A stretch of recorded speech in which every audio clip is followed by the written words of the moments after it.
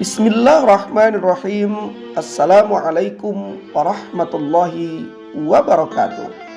Kembali bertemu dengan saya Pak Mugyar Buhari di channel YouTube saya Membaca Makna. Pertemuan kita kali ini saya ingin mengajak kita semua untuk kembali membahas tentang moderasi beragama. Kalau kita berbicara tentang moderasi beragama, maka kalau kita lihat kata moderasi disandingkan dengan kata beragama menjadi moderasi beragama, maka istilah tersebut berarti merujuk pada sikap mengurangi kekerasan atau menghindari praktek-praktek ekstrim dalam beragama. Gabungan kedua kata itu merujuk kepada sikap dan upaya menjadikan agama sebagai dasar dan prinsip untuk selalu menghindarkan perilaku atau pengungkapan yang ekstrim atau radikalisme, dan selalu mencari jalan tengah yang menyatukan dan membersamakan semua elemen dalam kehidupan bermasyarakat, bernegara, dan berbangsa Indonesia. Sikap moderat dan moderasi adalah suatu sikap dewasa yang baik dan yang sangat diperlukan. Sementara itu, radikalisasi dan radikalisme, kekerasan dan kejahatan, termasuk ujaran kebencian, caci maki dan hoaks, terutama atas nama agama, adalah kekanak-kanakan dan dapat memicu terjadinya perpecahan di tengah-tengah kehidupan masyarakat.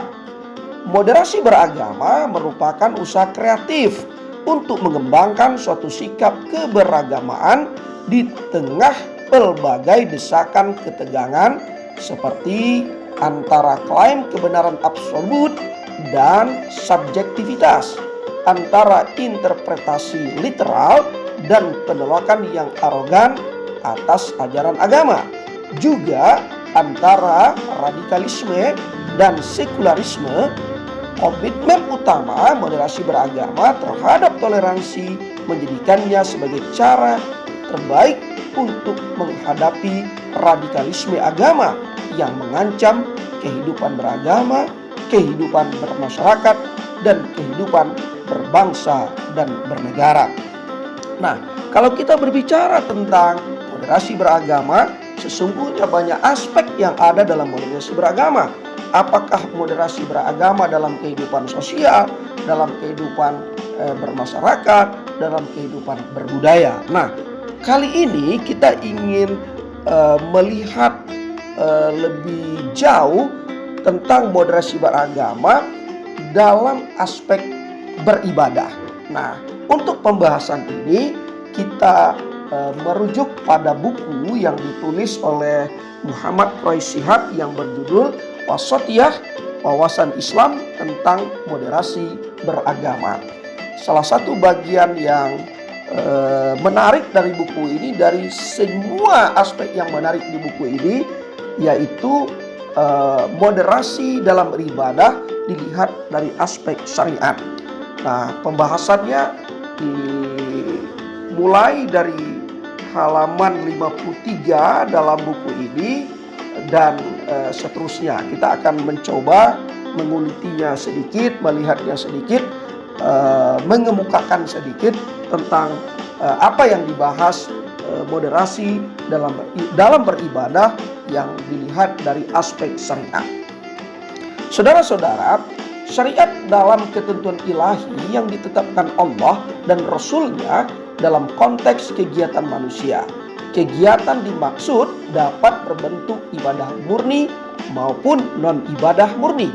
Pada prinsipnya, dalam konteks apapun, Allah tidak menjadikan sedikit kesulitan pun bagi manusia.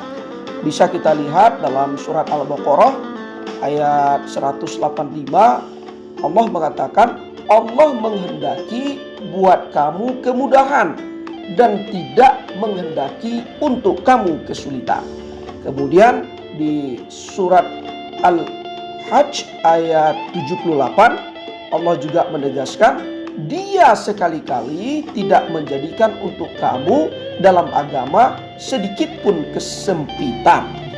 Ketentuan ilahi ini menghasilkan kemudahan dan moderasi, sekaligus melahirkan larangan menambah-nambah ibadah murni dan memberatkan diri dengan memilih yang berat dan sulit jika ada pilihan yang memudahkan. Nabi Muhammad SAW tidak diperhadapkan dengan dua pilihan, kecuali memilih yang mudah selama itu bukan dosa. Jadi memilih yang ringan bukan berarti meringan-ringankan. Memilih yang mudah bukan berarti memudah-mudahkan, apalagi melemahkan. Di sisi lain, semua ketetapan agama diperintahkan untuk dilaksanakan sesuai dengan kemampuan. Di dalam Al-Quran, surat Al-Imran ayat 102, Allah menjelaskan, "Hai orang-orang yang beriman, bertakwalah kepada Allah sebenar-benar takwa. Dan janganlah sekali-kali kamu mati melainkan dalam keadaan muslim atau berserah diri kepada Allah Subhanahu wa ta'ala." Saudara-saudara, sementara sahabat Nabi memahami arti haqqatuqatihi dalam arti menaati Allah dan tidak sekalipun mendurhakainya, mengingatnya dan tidak sesaat pun melupakannya, serta mensyukuri nikmatnya dan tidak satupun yang diingkari. Demikian pemahaman antara lain sahabat Nabi Abdullah ibnu Mas'ud. Namun kemudian turun ayat yang menjelaskan maksud ayat di atas yang intinya merupakan keringanan sehingga ibadah dilaksanakannya sesuai dengan kemampuan. Ayat dimaksud dalam firman-Nya, "Maka bertakwalah kepada Allah menurut kesanggupan kamu." Surat At-Taghabun ayat 16. Yang maksudnya agar dalam beribadah memilih jalan moderasi tanpa memberatkan diri. Sekian banyak juga hadis Nabi yang melarang melebih-lebihkan segala hal walau berupa aneka kegiatan positif. Beliau mengancam mereka yang memberatkan diri. Karena itu, siapa yang mengalami kesulitan dan rasa berat dalam melaksanakan sesuatu yang disyariatkan Allah, maka syariat Islam memberikan jalan keluar dengan meringankannya, yakni menggantikan dengan jalan yang lain, bahkan dapat mencapai gugurnya tuntunan itu bagi yang bersangkutan. Ketika sementara sahabat Nabi mengikuti Nabi Muhammad SAW melaksanakan sholat malam, di antara mereka ada yang sangat keletihan, maka turun firman Allah yang cukup panjang ayat ini dalam surat Al-Muzammil ayat 20, yang artinya menjelaskan, "Sesungguhnya Tuhanmu mengetahui bahwa engkau bangkit kurang dari 2/3 malam dan 1/2 malam dan 1/3-nya dan sekelompok dari yang bersamamu, dan Allah menetapkan ukuran malam dan siang. Allah mengetahui bahwa kamu sekali-kali tidak dapat menghitungnya, maka Dia kembali kepadamu. Karena itu bacalah apa yang mudah dari Al-Quran. Dia mengetahui bahwa akan ada di antara kamu orang-orang sakit dan orang-orang yang berjalan di muka bumi mencari sebahagian karunia Allah, dan orang-orang yang lain lagi yang berperang di jalan Allah. Maka bacalah apa yang mudah dari Al-Quran dan laksanakanlah sholat dan tunaikanlah zakat dan berikanlah pinjaman kepada Allah, pinjaman yang baik, dan kebaikan apa saja yang kamu perbuat untuk diri kamu. Niscaya kamu menemukannya di sisi Allah, dan Dia yang paling baik dan paling besar pahalanya.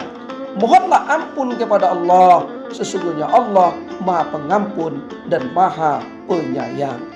Al-Quran surat Al-Muzammil ayat 20. Saudara-saudara, dalam melaksanakan sholat misalnya, Allah memerintahkan untuk menyempurnakannya sesuai rukun, syarat, dan sunnah. serta berusaha khusyuk ketika melaksanakan, tetapi juga ditekankan agar melaksanakannya sesuai kemampuan. Nabi kita, Nabi Muhammad SAW bersabda dalam konteks ini. Kata Rasulullah SAW, hadis yang diriwayatkan Bukhari dan Muslim, badanmu mempunyai hak atas dirimu. Artinya, jangan sampai ibadah yang dilakukan mengakibatkan terganggunya kesehatan. Suatu ketika Nabi Muhammad SAW masuk ke kamar istri beliau, Zainab, dan mendapati tali yang terulur antara dua tiang. Beliau bertanya, "Tali apa ini?" Dijawab oleh seseorang, "Ini tali milik Zainab yang dia gunakan untuk memegangnya sambil berdiri jika dia letih berdiri dalam sholat." Mendengar hal ini, Nabi Muhammad SAW bersabda, "Tidak demikian seharusnya. Lepaskan tali itu. Hendaklah seseorang di antara kamu sholat saat dia dalam keadaan giat. Kalau dia jenuh, maka hendaklah ia duduk atau berhenti." Namun demikian, Nabi Muhammad SAW juga mengingatkan kepada kita, orang yang terburuk pencuriannya adalah yang mencuri sholatnya. Para sahabat bertanya, "Bagaimana seseorang mencuri sholatnya?" Beliau menjawab, "Dia tidak menyempurnakan rukuk dan sujudnya." Saudara-saudara, ketika ada sementara sahabat Nabi yang berencana berpuasa sepanjang tahun atau bangun sepanjang semalam suntuk, dan ada juga yang enggan menikah demi agar dapat mengabdi kepada Allah, demi agar dapat beribadah sempurna kepada Allah, maka Nabi Muhammad SAW juga mengingatkan, perhatikanlah hadis yang diriwayatkan oleh Bukhari. Salah satunya mengatakan, "Sungguh," kata Rasulullah, "demi Allah, aku adalah yang paling takut di antara kamu kepada Allah dan paling bertakwa. Tetapi aku berpuasa pada suatu hari dan tidak berpuasa di hari yang lain. Aku sholat malam tetapi juga tidur, dan aku kawin. Siapa yang tidak suka mengikuti jalan hidupku, maka dia bukan golonganku." Begitu kata Rasulullah SAW. Dalam berzikir pun demikian. Suatu ketika Nabi Muhammad SAW keluar pada pagi hari atau pada subuh untuk melaksanakan sholat subuh. Ketika itu istri beliau, Juhairah, masih di musolanya. Ketika Nabi Muhammad SAW kembali setelah sholat duha, beliau menemukan beliau masih duduk di musolanya. Beliau bertanya, "Apakah engkau masih terus dalam keadaan ini?" Maksudnya duduk di sini, "Sejak engkau kutinggalkan." Juhairah mengiyakan. Nabi Muhammad SAW melanjutkan sabdanya, "Aku telah mengucapkan atau berzikir sesudahmu dengan 4 kalimat sebanyak 3 kali. Seandainya itu ditimbang dengan apa yang engkau ucapkan hari ini, niscaya dia tertimbang olehnya atau setara dengannya, yaitu subhanallah wa bihamdihi adada khalqihi wa ridha nafsihi wa zinata arsyihi wa midada kalimatihi." Maha suci Allah disertai pujian kepadanya sebanyak makhluk-makhluknya, sesuai ridhonya, seberat singgasananya, dan sebanyak tinta kalimat-kalimatnya. Hadis riwayat Muslim, Abu Daud, An-Nasai, dan Imam Ahmad. Demikian kalimat-kalimat singkat yang di hati, maknanya bila diucapkan dengan tulus dan dengan pemahaman serta penghayatan, maknanya dapat menyamai ratusan kali zikir yang tanpa dihayati.